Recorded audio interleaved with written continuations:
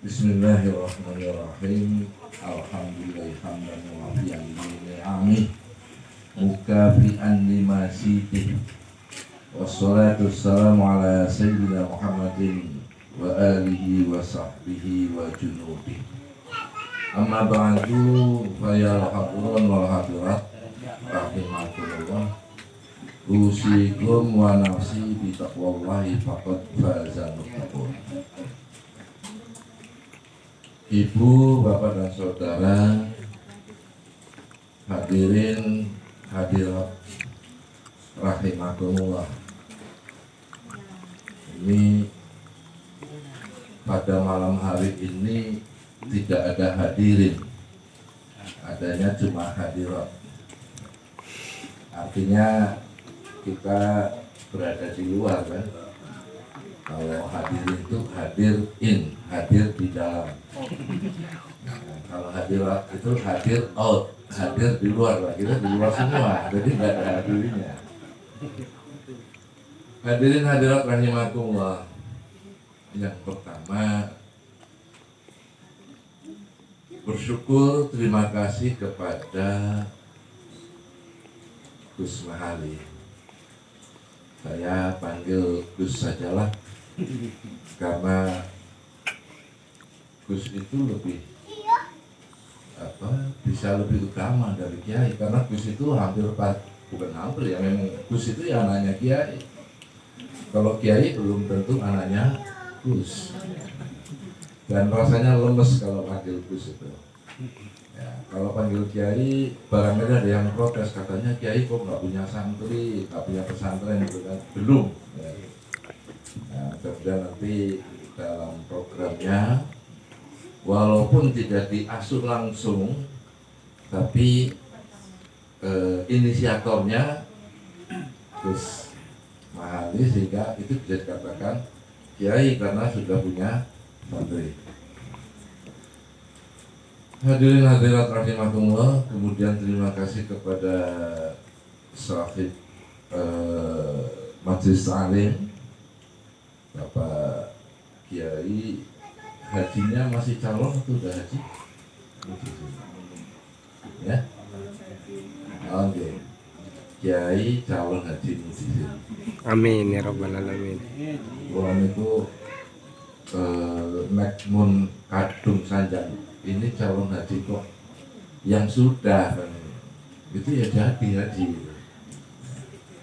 Tapi kalau ini saya ya keceplosan aja Kiai calon haji. Ya mudah-mudahan benar juga kan. Amin. Amin. Juga kepada ya hadirin hadirat ini, karena keberadaan hadirin hadirat itulah yang membuat kami atau saya bisa menyampaikan sesuatu. Nah, kalau nggak ada yang hadir, terus siapa yang dengerin saya? Makanya saya harus berterima kasih juga. Ini dalam rangka melengkapi rasa syukur kepada Allah Subhanahu Wa Taala, karena kanjeng Rasul Sallallahu Alaihi Wasallam pernah bersabda, malam yaskurinnas lam yaskurinnas. Jadi kalau orang dengan sesama itu tidak mau berterima kasih, maka dia tidak diberi nilai oleh Allah sebagai orang yang bersyukur. Belum sempurna rasa syukurnya. Maka sekali lagi terima kasih kepada semuanya yang hadir di sini. Kemudian kami ingin menjelaskan tentang safari mujahadah sholawat umi yang kali ini adalah yang ke-22. Ini tergagas karena ada semacam keinginan. Mungkin di antara hadirin atau hadir juga sudah tahu, ketika sahabat bertanya kepada Rasul Sallallahu Alaihi Wasallam tentang bagaimana kita berbuat baik kepada orang tua setelah orang tua meninggal, maka berbuat baik kepada orang tua yang sudah meninggal itu adalah dengan beristighfar dan mendoakan. Pernah dengar itu ya? Nah, kemudian juga bersilaturahim dengan orang-orang yang pernah bergaul, bertemu dengan orang tua. Nah, begitu almarhum orang tua saya tahun 2010. Tadinya belum tergerak karena masih ada adik ipar saya yang menunggui pesantren di dunia ini. Begitu adik ipar saya juga meninggal, maka saya ingin menunjukkan rasa bakti saya kepada orang tua dengan cara mendatangi siapapun yang pernah berijazah sholat umi atau bertalqin atau berbeat tarekat Qadiriyah wa Naqsabandiyah kepada orang tua saya. Itu gagasan pertamanya. Tapi setelah berjalan kemudian saya ingat di dalam doa di situ ada kalimat wa anta ja'alaha li salatil ma'surata al musammata bil ummi mawrudatan li ahli al-ardi. Wa anta ja'ala, kalau saya terjemah langsung bisa saja, sebab kalau pakai bahasa Jawa ya kelamaan lah. Wa anta ja'ala, dan hendaknya engkau menjadikan hari sholatul ma'surata, sholawat ma'surat ini mawrudatan, menjadi wirid di ahli arti, bagi penduduk bumi. Kalau kita berdoa kemudian hanya berdoa, Allah akan mengabulkan, tetapi akan lebih cepat lagi kabul dari Allah apabila kita berikhtiar dengan apa yang menjadi konten atau isi dari doa tersebut. Jadi katakanlah kita berdoa supaya bisa ziarah ke Baitul Haram. Doa kita baca, tapi sebaiknya atau supaya lebih cepat mendapatkan ijabah dari Allah Subhanahu wa taala, maka kita ikhtiar cari uang untuk mendaftar. Bahkan kalau saya katakan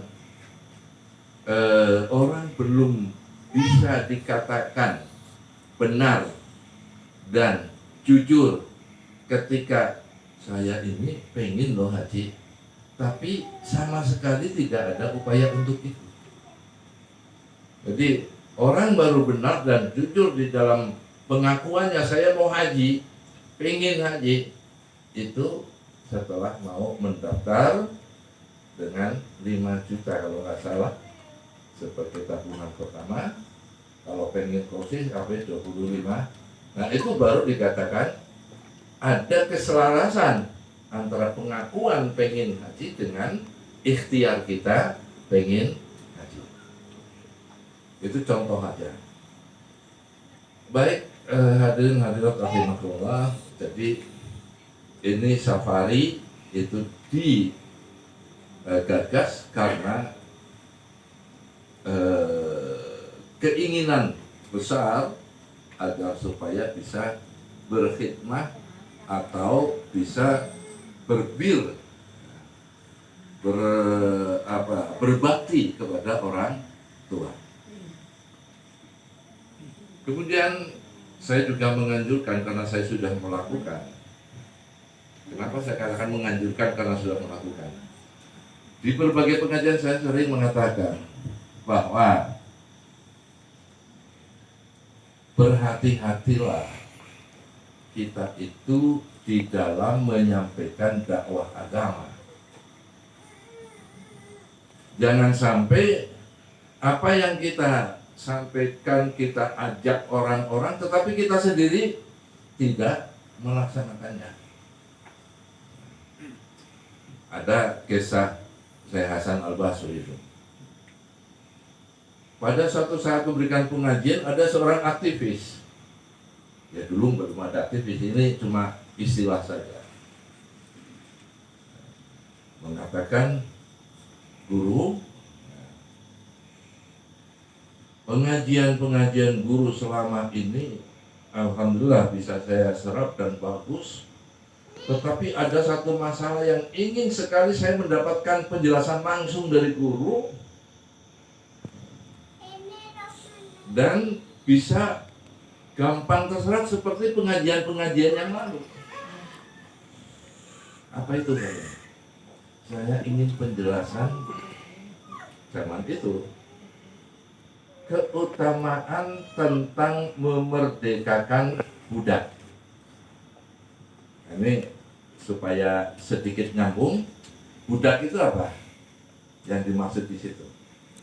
Budak itu adalah manusia yang dikomoditaskan, manusia yang diperjualbelikan. Nah, memerdekakan budak itu artinya melepas hak milik terhadap budak itu, dilepaskan menjadi merdeka. Harga budak kalau dibandingkan dengan harga unta misalnya, itu bisa 10 kali harga unta. Nah, kalau unta harganya 50 juta sekarang, berarti harga budak sekitar 500 juta. Nah, kalau tadi saya katakan memerdekakan budak berarti melepas hak sebesar 500 juta, itu kan berat. Nah, si aktivis pengen agar supaya dijelaskan, agar supaya perbudakan yang ingin dihapuskan dari bumi oleh ajaran agama kita, tetapi dengan cara evolusioner, bukan dengan cara revolusioner. Maksudnya bagaimana? Perbudakan ini kan tidak manusiawi, lawang orang mau diperjualbelikan, kejam itu ya. Nah, Islam itu ingin perbudakan itu hilang, tapi tidak terjadi perang, tidak terjadi sesuatu yang berdarah-darah. Mungkin yang pernah belajar di SMA sejarah perang budak di Amerika berdarah-darah, tapi budaknya nggak hilang-hilang. Walaupun dideklarasikan bahwa Amerika sudah bebas budak, secara ilegal masih ada. Dan itu sering, kalau yang anak-anak muda itu sering nonton film kan, itu film tentang perbudakan itu udah sering berbagai alur cerita. Ingin saya sampaikan bahwa Islam menghapus perbudakan tidak dengan cara berdarah-darah, tapi dengan cara pelan-pelan sampai dikaitkan dengan ibadah kita. Contohnya, maaf, kalau ada suami istri itu kemudian melakukan hubungan seksual di siang hari, batal puasanya, dan antara lain diberi sanksi memerdekakan budak. Nah, ini kan bisa, kalau dengan adanya syariat ini, perbudakan bisa sedikit demi sedikit hilang, tapi tidak berdarah-darah. Itulah Islam. Baik, saya ingin menyampaikan tadi tentang keselarasan antara apa yang kita sampaikan dan apa yang kita lakukan. Jadi si aktivis ini pada bulan berikutnya ikut ngaji, Syekh Hasan Al-Basri tetap saja menceritakan atau menyampaikan hal-hal yang ya penting, tetapi tidak sesuai dengan keinginan dan permintaan dari si aktivis. Sampai 10 bulan waktu itu baru Syekh Hasan Al-Basri menyampaikan tentang keutamaan memerdekakan budak. Kata si aktivis, nah ini yang ditunggu-tunggu. Bagus ini pengajian. karena meriwayat atau menyampaikan tentang keutamaan Buddha yang itu akan berdampak dengan berkurangnya perbudakan. Kemudian sang aktivis menghadap guru, saya ini kan minta ini dijelaskan dari 10 bulan yang lalu, kok baru disampaikan ini? Oh begini nak, begitu kamu sampaikan tentang pembebasan budak, memerdekakan budak, saya waktu itu nggak punya budak, dan budak itu kan harganya mahal. Saya harus nabung dulu, nabung, sampai uangnya cukup untuk membeli budak. Setelah dibeli budaknya, kemudian baru dimerdekakan. Nah setelah saya melakukan itu, maka baru saya bisa menyampaikan pengajian tentang perbudakan. Nah, ini keselarasan antara apa yang disampaikan dan apa yang dilakukan. Ini kalau informasi tadi itu banyak yang hadir adalah para ustadz, ya ini yang saya minta. Menjadi ustadz, menjadi penceramah, menjadi kiai itu tidak mudah untuk mengajak orang yang dirinya sendiri tidak mampu melaksanakan. Saya mau pamer juga. Kalau itu dikatakan pamer, tapi saya ingin menyampaikan agar ini menjadi salah satu contoh. Ada hadis yang menyatakan, apabila engkau mendengar azan di suatu masjid, kemudian engkau meninggalkan masjid itu tanpa bersolat jamaah di masjid tersebut, maka di hatimu ada penyakit nifaq. Hadis ini sudah lama saya dengar, saya baca, tapi saya nggak berani menyampaikan. Kenapa? Ada kepadatan jadwal waktu itu. Saya mengajar kitab ba'da maghrib di satu tempat, ba'da isyanya juga ada pengajian di masjid yang lain dengan jarak sekitar 25 kilo.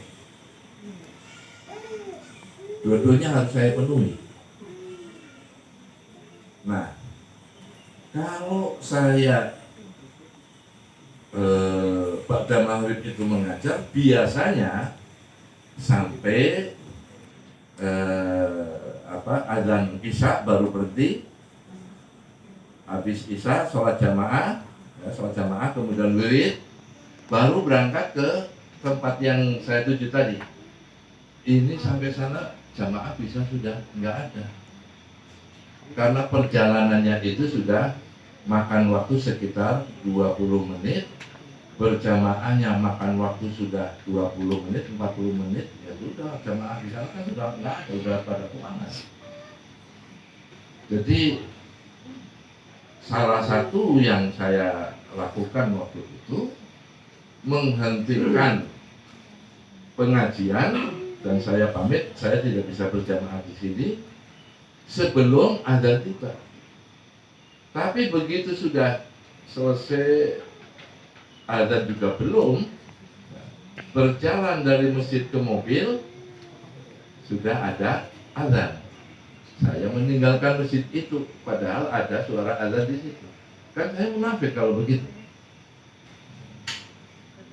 Maka saya baru menyampaikan hadis ini kepada khalayak setelah saya bisa mengubah jadwal tersebut. Jadi saya tidak berani merangkap satu malam 2 pengajian apabila waktunya itu tidak mungkin untuk dikelola.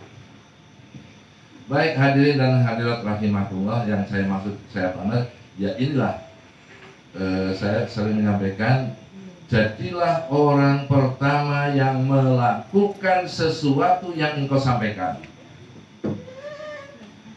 Jadi bukan kita dakwah bil qaul atau bil aqwal, tapi juga dakwah bil af'al atau bil aqwal juga.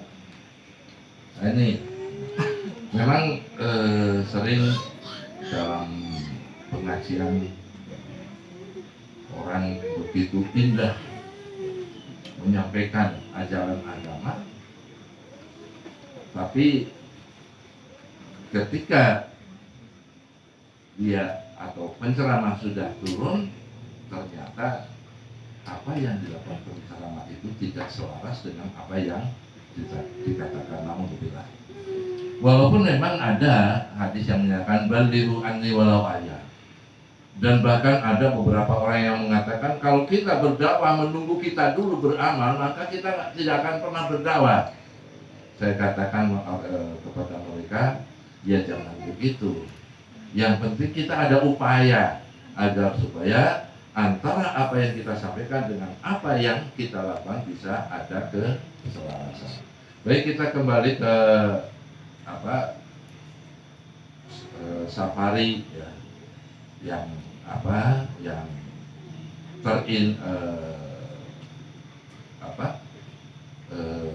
yang terinspirasi oleh ajaran tentang berbakti kepada orang tua. Nah, kemudian mujahadah itu sendiri apa? Biasanya saya kalau kepada pengamal mujahadah itu ya panggilannya sudah ayyuhal mujahidin ayyuhal mujahidun awal mujahidah. Ini juga ada yang pernah protes. Karena mujahidun atau mujahidin itu biasanya dipakai oleh mereka yang memiliki paham radikal, berjihad itu kan. Maka saya sampaikan begini, mujahadah itu adalah masdar mimi dari kata jahada yujahidu, jihadan wa mujahadatan bahwa mujahidun. Jadi satu kata antara jihad dan mujahadah itu sama maknanya. Hanya memang di dalam masyarakat apabila kata jihad yang muncul, maka kesannya itu adalah tindakan fisik.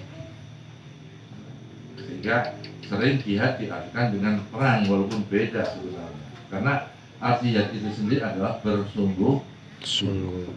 Nah, kalau kemudian yang muncul kata mujahadah dari kata yang sama jahadah itu, maka yang terkesan adalah orang yang bersungguh-sungguh di dalam beribadah kepada Allah. Nah, ini pengertian mujahadah, dan ini berdasarkan firman Allah, a'udzubillahi minasyaitonirrajim, walladzina jahadu fina lanahdiyannahum subulana. Walladzina, dan orang-orang yujahidun yang berjihad fina di dalam mempertahankan agama Allah, lanahdiyannahum, sungguh. Nah, di sini ada dua taukid.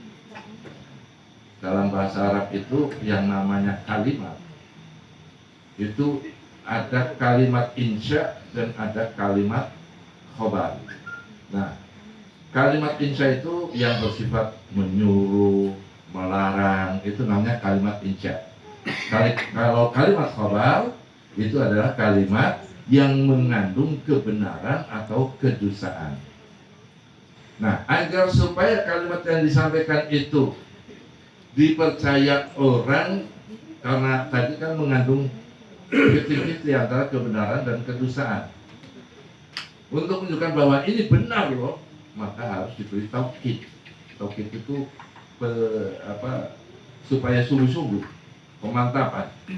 Nah, dalam ayat tadi taukidnya lam, ditambah taukid lagi nun sakilah setelah kata kerja, lanahdiyannahum, sehingga sesuanya harus benar, sungguh kami benar-benar, ya, ada sungguh, ada benar-benar, untuk menyatakan ini memang akan diberikan oleh Allah petunjuk jalan kepada siapapun yang bersungguh-sungguh di dalam aktivitasnya.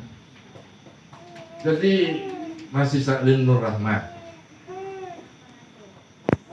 itu apabila dikelola dengan sungguh-sungguh, maka Allah Subhanahu wa Ta'ala benar-benar akan memberikan petunjuk bagaimana agar yang tadinya sekedar majelis Saklin Nur Rahmat suatu saat menjadi pondok pesantren Nur Rahmat. Amin ya rabbal Kalau alamin. tadinya hanya sekedar musola yang berukuran 8 kali 8 ini, nantinya bisa 15 kali 15. Amin ya rabbal alamin. Ini walladzina jahadu, Fina. kemudian Allah berfirman lanahdiyannahum. Subulana itu, kata subul itu bentuk jamak dari sabil, Sabil jalan. jalan. Jalan itu bisa juga berarti metode, bisa juga berarti strategi. Nah, jadi Allah akan memberikan jalan-jalan, memberikan cara-cara, memberikan strategi supaya Majelis Salim ini semakin besar di hari depan. Allahumma Amin. nah ini mujahadah. Nah kemudian sholawat. Kalau sholawat nggak usah diterangkan, karena sudah banyak orang menjelaskan tentang sholawat dan sudah banyak majelis sholawat. Tapi ini tentang umi ini. Maka sebelum lanjut, saya mau mengajak semuanya sama-sama membaca sholawat, mengikuti saya. Allahumma salli ala Muhammad abdika wa rasulika nabiyil ummi. Allahumma salli ala Muhammad abdika wa rasulika nabiyil ummi. Allahumma salli ala Muhammad abdika wa rasulika nabiyil ummi.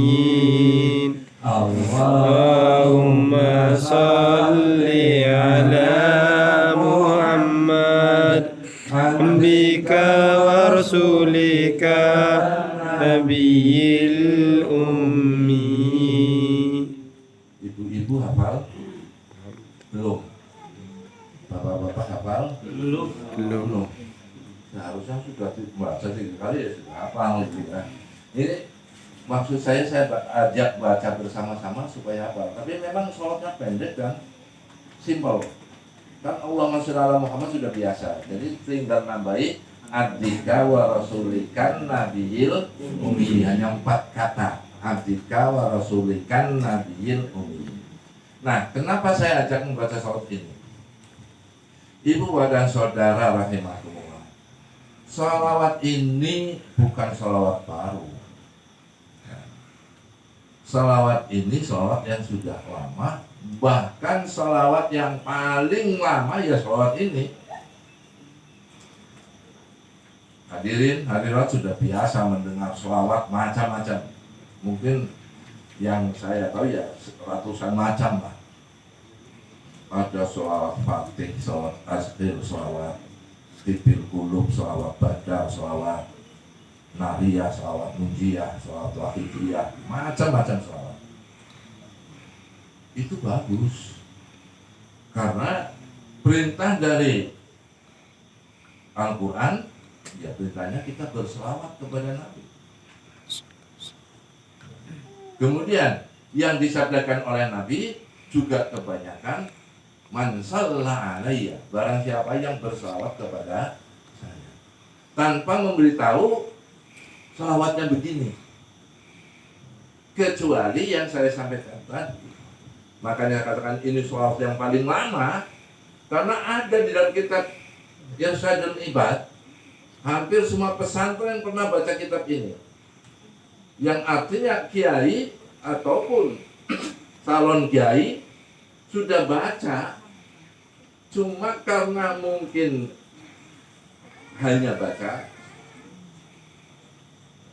atau tidak fokus terhadap isi hadis itu, fokusnya kepada mansolanya itu. Sehingga yang penting baca selawat. Nah sekarang lengkap hadisnya bagaimana? Man shalla alayya fi kulli yaumin jumu'ati samanina maratan ghafarallahu lahu dzunubahu samanina sanatan. Orang yang membaca selawat tiap hari Jumat 80 kali diampuni dosanya 80 tahun. Dosa 80 tahun itu diampuni asal orang itu mau membaca selawat 80 kali setiap hari Jumat. Jadi kalau saya ini sekarang sudah 65 tahun, kalaupun besok mati, tapi saya nggak mau saya besok mati. Tuh saya pernah ngobrol dengan istri saya, Mah, pengen nggak kalau nanti meninggal itu saya doakan? Iya pengen. Kalau pengen, ya kamu mati duluan. Nah ya kalau yang mati duluan saya nggak bisa mendoakan. Tapi itu buruk. Kenapa? Karena orang di dalam kubur pun bisa mendoakan kita. Jangan dikira kalau orang sudah dikubur udah nggak bisa apa-apa. Orang di dalam kubur bisa mendoakan kita, terutama mereka yang menerima doa dari kita juga. Makanya kemudian kita disyariatkan untuk banyak-banyak berziarah kubur. Kenapa kok ziarahnya kepada para wali? Kenapa enggak kepada bapaknya saja? Ziarah kepada bapak itu pahalanya besar sekali. Pertama, pahala berziarahnya itu sudah ada pahala, karena ketika kita berziarah, benar-benar berziarah, bukan hanya sekedar sekedar aktivitas, benar ada niat berziarah, itu kita mendapatkan pahala ingat kematian. Dan itu kubur siapapun. Jadi ketika kita lewat, ya cukup dihatilah kalau lagi banyak teman ya. Assalamualaikum ya ahlal kubur minal muslimin wal muslimat wa inna insyaallah bikum la bikum. Cukup dalam hati. Kalau banyak orang tuh baca gitu, khawatir orangnya nggak paham, ini mau ngapain kok ngomong sendiri kan gitu. Nah, ini sudah dapat pahala walaupun entah kubur siapa. Kalau kebetulan kubur yang kita ziarahi atau kita lewati itu adalah teman atau saudara, maka di situ kita dapat pahala lagi. Pahala zikrul maut dan pahala silaturahim. Nah, silaturahim itu kan kepada sesama orang hidup. Sekali lagi, kepada orang yang sudah meninggal pun kita bisa bersilaturahim. Ya kalau kita benar-benar baik, kita mempunyai daya spiritualitas yang tinggi, itu terasa atau tidak terasa, orang yang ada di makbarah itu bisa melihat kita, dia juga berdoa ataupun bersalam, cuma kitanya yang nggak dengar. Kenapa? Karena kita masih dibatasi oleh jasad wadat kita. Kalau tadi saya katakan, kalau punya daya spiritualitas tinggi, maka jasad kita itu dilewati oleh ruhani kita, spiritual kita, sehingga bisa bahkan berdialog dengan ahlul kubur. Itu agak panjang. Tadi lagi menceritakan bagaimana kalau dengan orang tua, pahalanya lebih besar lagi. Kenapa? Karena ada zikrul maut, ada silaturahim, dan ada birrul walidain. Tadi tentang hadis ya. Man shalla alayya, barang siapa sholat kepadaku sama nina maratan 80 kali, atau fi kulli yaumin Jumat, di tiap hari Jumat membaca sholawat 80 kali, diampuni dosanya 80 tahun. Nah tadi hampir saya katakan, nah kalau saya umurnya cuma 65 tahun kok malah mendapatkan ampunan 80 tahun, itu bagaimana? Ya kan, mungkin ada dosa kita yang belum tercatat. Oh pasti tercatat, ya betul. Tapi yang saya maksud dengan itu adalah kita secara tidak sengaja ngomongin orang itu kan dosa. Saya katakan belum tercatat karena belum tercatat sebagai dosa kita. Begitu orang yang kita zalimi, orang yang kita hibah, orang yang kita fitnah, di sana nuntut, baru itu menjadi dosa kita kan. Nah itu yang saya maksud. Nah itu akan tertutup juga oleh sholawat tadi,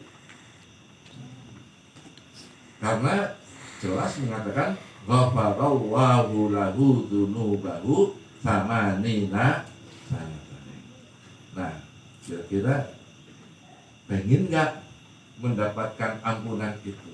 Pengen. Yang pengen amalkan. Insya Allah.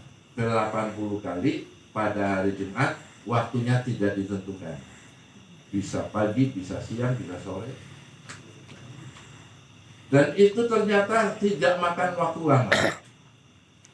Ya kalau dibaca Allahumma Salli ala Muhammad Abdika wa Rasulika Nabiyil Ummi. Allahumma salli ala Muhammad Abdika wa Rasulika Nabiyil Ummi. Allahumma salli ala Muhammad Abdika wa Rasulika Nabiyil Ummi. 1 menit baru 3 kali. Nah kalau 80 kali berarti sekitar 30 menit. Agak kelamaan kan? Pengen cepat, jangan dibaca kayak tadi, dibaca lurus-lurus saja. Allahumma sholli ala Muhammad abdika wa rasulika nabiyil ummi. Allahumma sholli ala Muhammad abdika wa rasulika nabiyil ummi. Allahumma sholli ala Muhammad abdika wa rasulika nabiyil ummi. Allahumma sholli ala Muhammad abdika wa rasulika nabiyil ummi. Allahumma sholli ala Muhammad abdika wa rasulika nabiyil ummi. Allahumma sholli ala Muhammad abdika wa rasulika nabiyil ummi. 7 kali 10 menit. 10 menit apa? 1 menit. Berarti kurang dari lebih cepat daripada kalau dibaca sekali lagi. Nah, makanya bacanya itu aja. Karena yang dituntut adalah berselawat, tidak berselawat yang berlagu, enggak. Tapi yang penting hafal ya. 2 kali kita baca sama-sama kan. Baik. Nah ini yang kemudian saya sangat menginginkan. Terus terang saya sangat menginginkan yang hadir di sini, yang mendengarkan apa yang saya sampaikan, besok atau malam ini baca 80 kali. Amin. Agar apa? Agar kita itu benar-benar mencari ilmu sebagaimana yang dianjurkan oleh agama kita. Jadi mencari ilmu itu bukan sekedar dipahami, tapi juga dipahami. Walaupun saya juga sering menyampaikan, orang datang ke suatu majelis sudah niat dari rumah, saya mau thalabul ilmi, itu sudah berpahala. Walaupun karena tadi nyangkulnya sampai jam 4 sore, karena tadi di kantor banyak pekerjaan, karena tadi ada kegiatan untuk ini dan itu, di sini cuma ngantuk, tetap dapat pahala. pahala thalabul ilmi. mendengar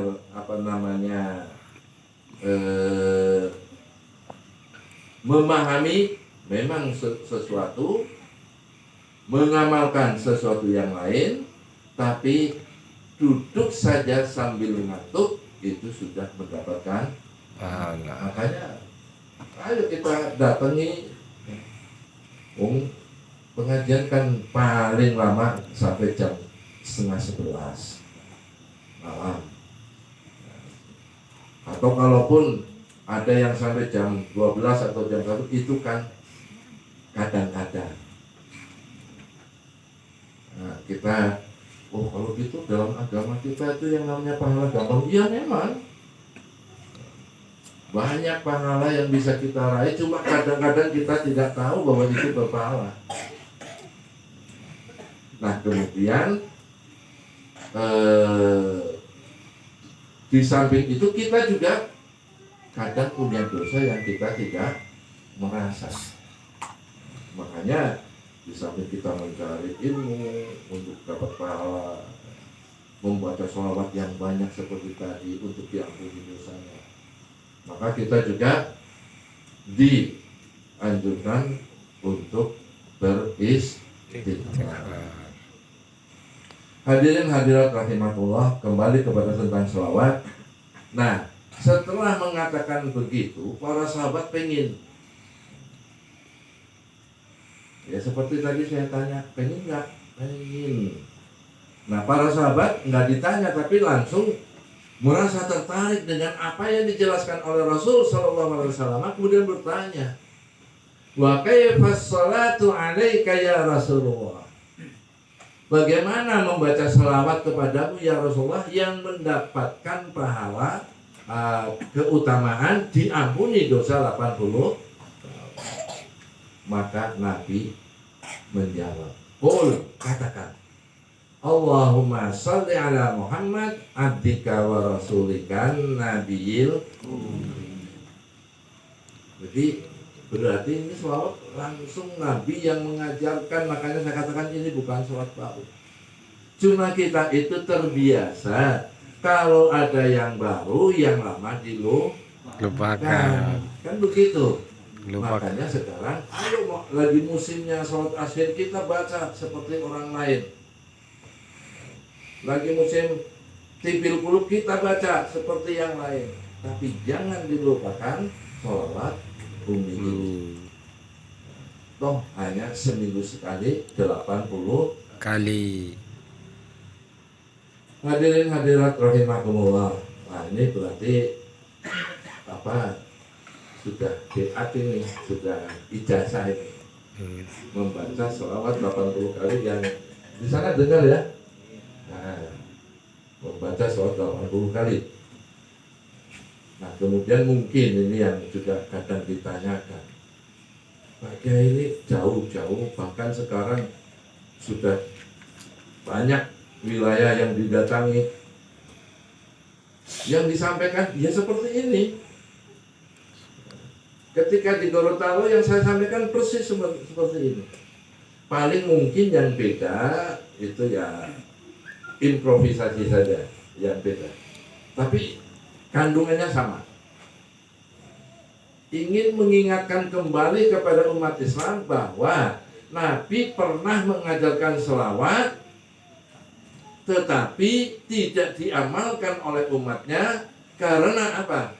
Karena umatnya itu seneng yang baru, yang lama ditinggal.